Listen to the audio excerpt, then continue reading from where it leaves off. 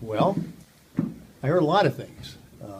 Certainly, there are some folks in this community that are legitimately grieving, and we heard from them. We heard a lot of folks who believe the First Amendment only applies to them and took great pains to shout down anybody that disagreed with them.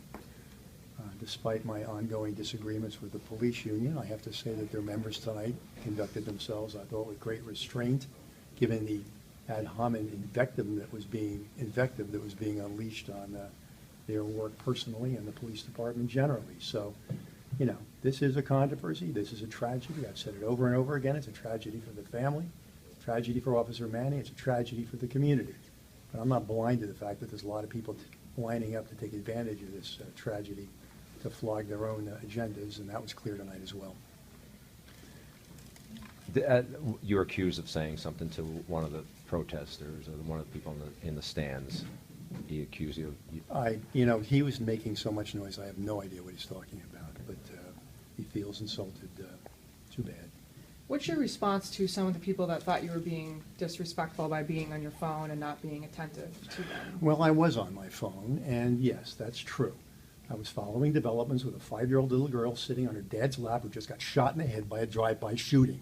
And if some of the people here gave a good goddamn about the victimization of people in this community by crime, I take some of their invective more seriously. The greatest racial disparity in the city of Milwaukee is getting shot and killed. Hello. 80% of my homicide victims every year are African American. 80% of our aggravated assault victims are African American. 80% of our shooting victims who survived their shooting are African American. Now, they know all about the last 3 people that have been killed by the Milwaukee Police Department over the course of the last several years. There's not one of them can name one of the last 3 homicide victims we've had in this city. Now, there's room for everybody to participate in fixing this police department, and I'm not pretending we're without sin. But this community's at risk, all right. And it's not because men and women in blue risk their lives protecting it. It's at risk because we got large numbers of high-capacity, quality firearms in the hands of remorseless criminals who don't care who they shoot. Now, I'm leaving here to go to that scene. And I take it personally, okay? We're going up there, and there's a bunch of cops processing a scene of a dead kid.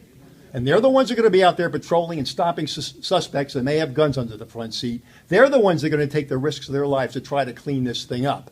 All right? We're responsible for the things we get wrong, and we take action. We've arrested cops, we've fired cops, and so on.